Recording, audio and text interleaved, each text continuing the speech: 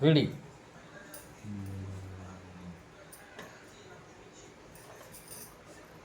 काय करू राहिले का तुम्ही?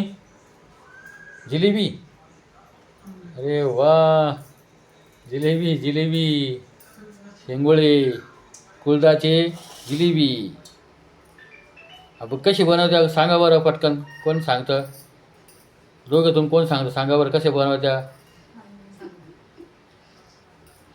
आता एक कुळदाचे पीठ, हां कुळदाचं पीठ दळून आणलं कुळीत, आणि नंतर मग त्याच्यामध्ये मीठ मिरची सर्व मसाला टाकून, लसूण जिरे शेंगदाणे हे सर्व एकत्रित करून, आणि मग तिचं पीठ कोथिंबीर वगैरे टाकून पीठ मळून घेतलं का, मग